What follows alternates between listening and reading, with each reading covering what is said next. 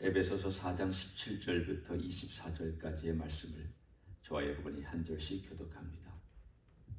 그러므로 내가 이것을 말하며 주 안에서 증언하노니 이제부터 너희는 이방인이 그 마음에 허망한 것으로 행함같이 행하지 말라. 그들의 총명이 어두워지고 그들 가운데 있는 무지함과 그들의 마음이 굳어짐으로 말미암아 하나님의 생명에서 떠나 있도다. 그들이 감각 없는 자가 되어 자신을 방탕에 방임하여 모든 더러운 것을 욕심으로 행하되 오직 너희는 그리스도를 그같이 배우지 아니하였느니라. 진리가 예수 안에 있는 것 같이 너희가 참으로 그에게서 듣고 또한 그 안에서 가르침을 받았을진데 너희는 유혹의 욕심을 따라 썩어져가는 구습을 따르는 옛사람을 벗어버리고 오직 너희의 심령이 새롭게 되어 하나님을 따라 의와 진리의 거룩함으로 지으심을 받은 새 사람을 입으라. 아멘. 에베소서에 우리가 읽은 이 본문이 사실은 오해가 많이 되고 있는 본문이기도 합니다.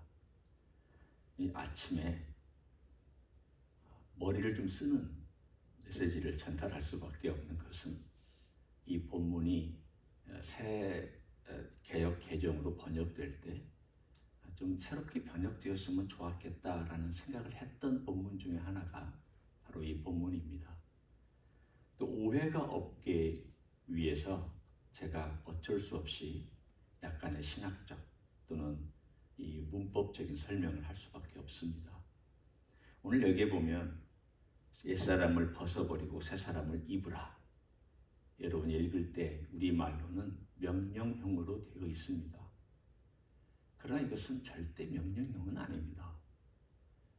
번역할 때 우리말의 번역의 일종의 실수라고 저는 생각을 하는데 이 본문과 비슷한 본문이 어디 있느냐 하면 골로새서에 있습니다. 골로새서를 가서 제가 읽어드리겠습니다. 어디냐면 골로새서 3장 9절 그리고 10절에 걸쳐 있습니다. 거기 이렇게 나와 있습니다. 너희가 서로 거짓말을 하지 말라. 옛사람과 그 행위를 벗어버리고 새사람을 입었으니. 오늘 여기서 쓰고 있는 시제는 벗어버렸고 새사람을 입었다 라고 이미 완료된 형태로 쓰여 있습니다. 쉽게 얘기하면 이건 과거에 일어난 일이고 그 과거에 일어났던 상태가 지금도 유지되고 있다는 뜻입니다. 그래서 우리는 보통 영어의 현재 완료라고 얘기를 하죠. 내가 지금 너 그동안 어디 있었느냐 그러면 뭐 그렇게 표현하기도 하지만 너 지금 여기서부터 얼마나 살았느냐 그러면 제가 작년부터 지금까지 살고 있습니다. 그때 현재 완료 진행형이나 현재 완료 현재까지를 쓰잖아요.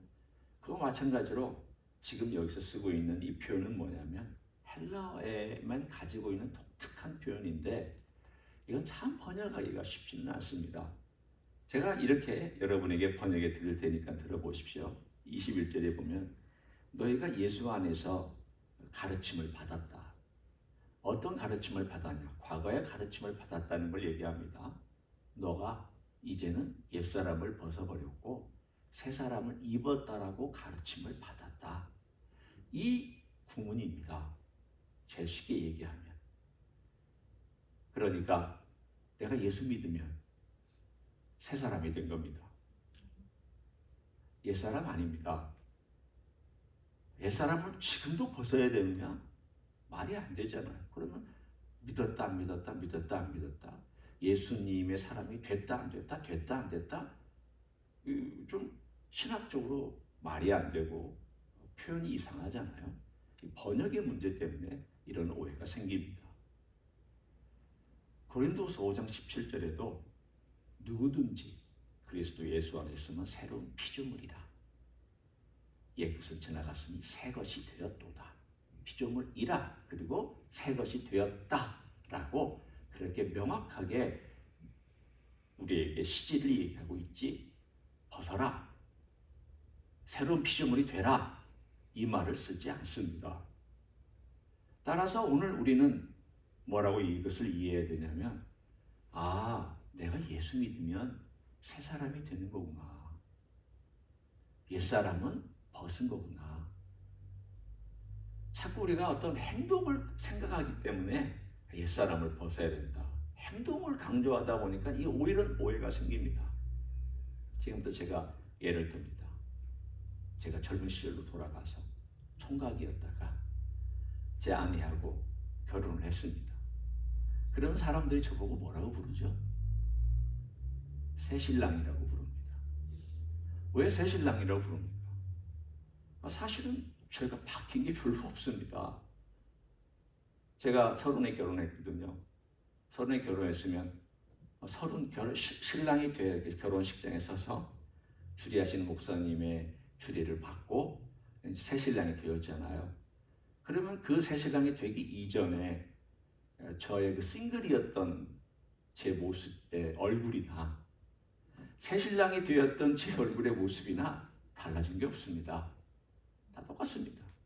그런데 신분이 달라졌습니다.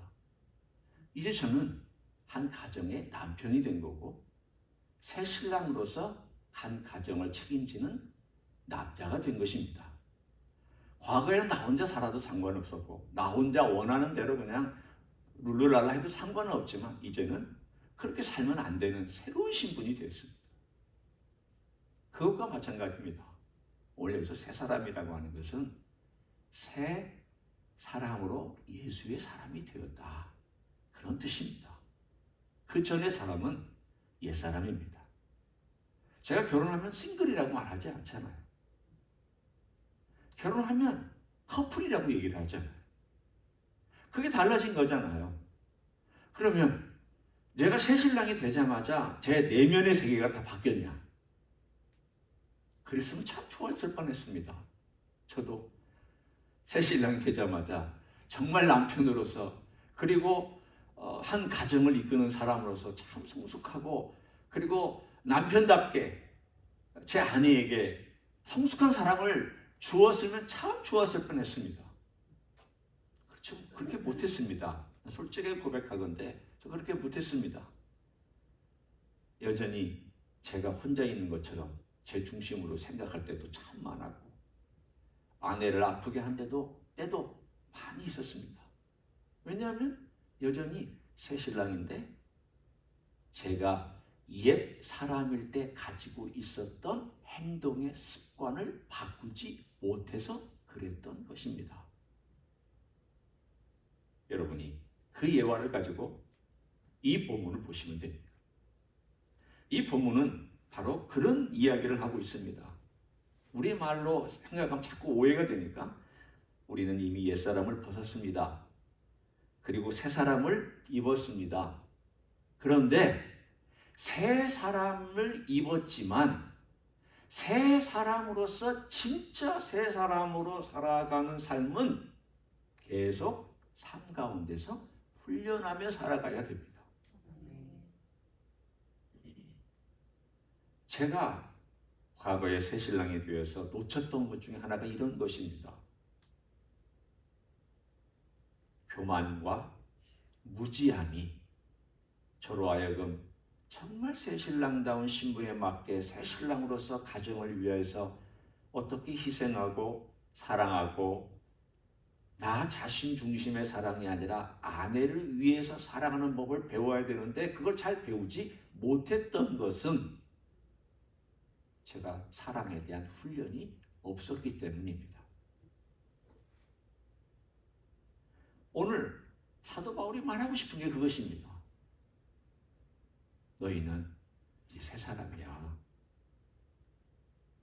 너 옛사람 아니야. 그러면 새 사람에 맞게 살아야지. 새 사람에 맞는 삶은 예수 안에 있는 삶이고 예수에게 붙들린 삶이에요. 옛날엔 네 마음대로 살았잖아. 그러면서 거기에 과거의 삶에 너는 이랬었던 사람 아니냐? 17, 18절에 나와 있는 내용입니다. 너희는 이방인이 그 마음에 험한 것을 행함같이 행하지 말라.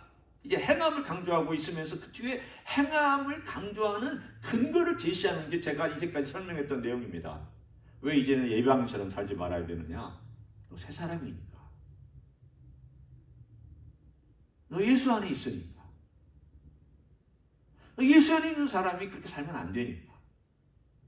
그러면서 그 이방인들의 삶의 행태를 18절에 그들의 총명이 어두워지고 그들 가운데 있는 무지함과 그들의 마음이 굳어짐으로 말미암아 하나님의 생명에서 떠나 있도다.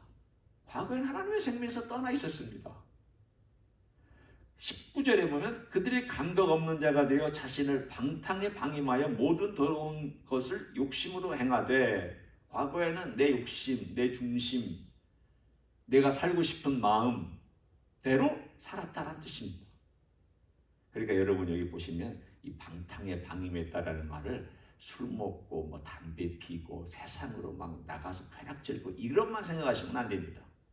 내 중심적인 삶이 자체가 방탕함입니다. 하나님의 생명이 없는 것입니다. 그러면 20절에 오직 너희는 그리스도를 그같이 배우지 아니하였느니라. 이 말은 무슨 뜻입니까? 네가 예수 믿게 된 것은 그렇게 살라고 배운 것도 아니고 예수님 영접한 게 아니라는 뜻입니다. 너는 이제 다르다라는 뜻을 얘기하기 위해서 이렇게 얘기합니다. 우리가 예수 믿게 되면 바로 예수님을 배우기 시작합니다. 예수 믿게 되면 바로 예수님이 어떤 분인지 그 시부터 내가 의식하든 의식하지 않죠. 예수님을 배우기 시작합니다.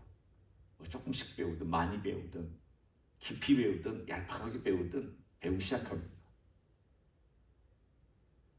위에도 나와 있지 않습니까? 계속해서 13절에 보면 우리가 다 하나님의 아들을 믿는 것과 아는 것에 하나가 돼요. 믿는 것과 아는 것을 계속해서 같이 놓고 있습니다. 믿는 것이 먼저입니다. 그러나 아는 것은 따라오게 되어 있습니다. 예수님을 믿는 것이 먼저고 그 다음에 바로 예수님을 알아가는 것이 따라오게 되어 있습니다. 예수님을 알아서 믿지는 않습니다. 내가 예수님이 어떤 분인지 다 파악하고 예수님의 생애를 다 섭렵하고 예수님의 사상을 다 묵상한 다음에 예수 믿는 사람 없습니다. 물론 만에 하나 그럴 수 있는 사람이 있을 수는 있지만 예수님을 믿고 나서 예수님을 배우기 시작합니다. 오늘 여기도 우리가 그리스도를 그같이 배우지 아니하였다라는 말은 그냥 무슨 뭐 학식이나 또는 성경 공부를 얘기하는 게 아니라 내 삶이 예수님을 그렇게 영접하고 예수님을 알아가지 않았다는 뜻입니다. 네가 예수님 영접하고 예수님을 알아간다면 너 이제 달라진 것이다. 당연히 달라지게 되어 있다. 왜냐? 하나님의 생명이 내 안에 있잖아. 성령께서 그 생명을 가지고 들어오셨잖아. 내가 예수 믿는 순간 성령님께서 예수님의 그 부활의 생명을 가지고 내 안에 들어오셨잖아. 그러면 내 안에 들어오신 그 부활의 생명이 내 안에 있고, 우리는 그래서 속사람이라고 얘기를 합니다. 그 생명이 내 안에 있고 그 생명을 주관해 주시는 성령님이 내 안에 계십니다. 어디에 계시느냐? 속사람 안에 계십니다. 그러면 내 안에 성령님께서 이 속사람과 함께 나를 예수 그리스도를 알아가라고 배워가라고 내 안에서 지금도 존재하고 있습니다. 이 속사람을 가진 내 신분이 누구냐? 새 사람입니다. 여러분은 새 사람입니다. 매일 새 사람이고 오늘도 새 사람이고 내일도 새 사람이고 예수 믿은 어제도 새 사람이고 계속 새 사람입니다. 그러면 이 새 사람이 사는 방법이 뭐냐? 단 한 가지밖에 없습니다. 성령님 의지하면 됩니다. 성령님을 따라 살면 됩니다. 로마서 8장이 그것을 얘기합니다. 제가 읽어드릴 테니까 듣기만 하십시오.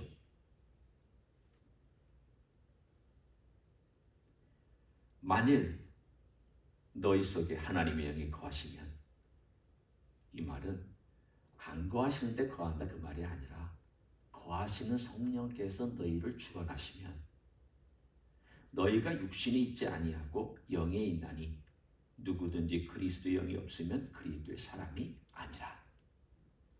바꿔 얘기하면 너희 안에 그리고 너 각자 안에 그리스도의 영이 있으면 너 그리스도의 사람이다. 새 사람이다. 그 새 사람이면 그 새 사람은 성령의 지배를 받아야 산다. 육신은요, 아침, 점심, 저녁 먹어야 됩니다. 물 마셔야 됩니다. 뭐 금식할 때는 있지만 그러나 그 아주 예외적인 거 우리 계속 먹어야 되고 건강한 음식 먹어야 삽니다. 마찬가지로 내 영이, 내 속사람이 어떻게 사느냐? 성령님으로 살아야 되고 성령께서 공급해 주시는 예수의 생명으로 살아야 그 영이 삽니다.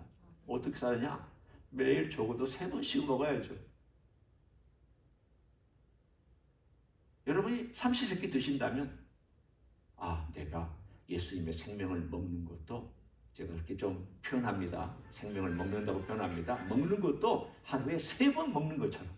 제가 지금 성경 보라는 얘기가 아니에요. 단순히 기도하라는 얘기가 아니에요.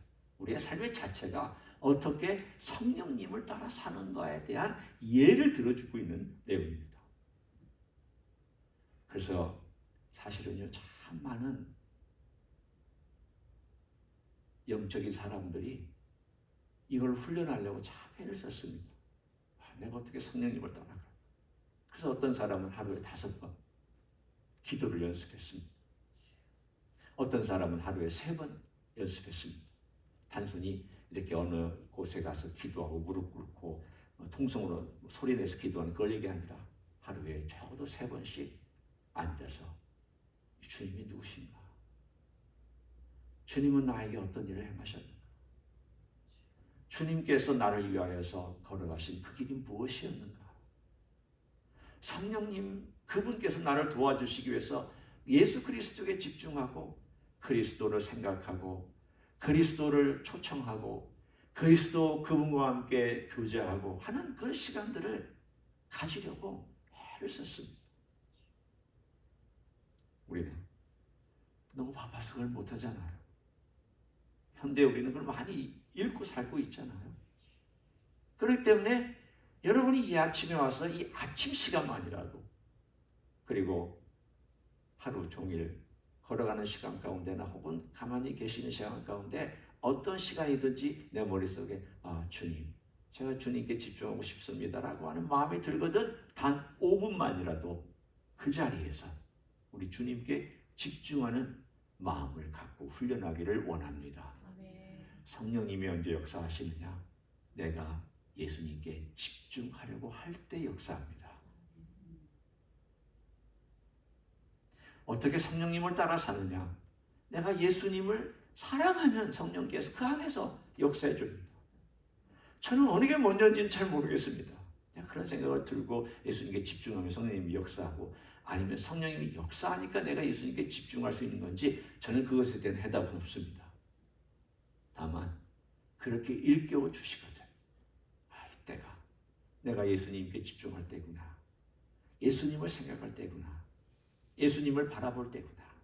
이렇게 여기시고 예수님을 바라보면 성령께서 그 안에서 강하게 여러분의 영을 속사람을 힘있게 하여 주실 줄 믿습니다. 그런 삶을 살아가시기를 예수님의 이름으로 간절히 축원합니다. 기도하겠습니다. 하나님 아버지, 우리가 주님께 집중하기를 원합니다. 예수 안에서 너희가 예수님을 배워가고 있다라고 말씀해 주시니 감사합니다. 이미 새 사람이기 때문입니다. 우리 안에 성령님이 거하시기 때문입니다. 하늘의 백성이고 하늘의 사람이기 때문입니다. 우리는 주님의 부활의 권능을 이미 입은 사람들이기 때문입니다. 따라서 오늘도 우리 주님과 함께 동행하고 주님께 집중하고 주님을 생각하고 주님께서 나를 위해서 십자가 지신 것도 주님께서 3년 동안 공생애 가운데 많은 약한 자, 병든 자, 힘든 자, 소외된 자, 아픈 자, 죄인들 고쳐주시고 같이 해주시고 그들의 눈높이에서 대화해 주시고 같이 식사하시고 머무셨던 이 모든 것들이 내 마음 가운데 떠오르게 하여 주시옵소서. 성령님 역사하여 주시고 성령님을 따라 사는 하루하루가 될 수 있도록 이 자리에 참여한 자들과 또 주의 말씀을 의지하는 자들을 축복하여 주시옵소서. 이제는 우리 구주 예수 그리스도의 은혜와 하나님 아버지의 극진하신 사랑과 성령 하나님 교통하심의 역사가 오늘도 새 사람으로 성령의 인도하심과 성령의 지도하심을 따라 살기를 소원하는 자리에 참여한 모든 종들 위에와 주임지 히스교회 위에와 이미 교회들과 한국교회들과 선교사님들 위에 이제로부터 영원히 함께 하실지어다. 아멘.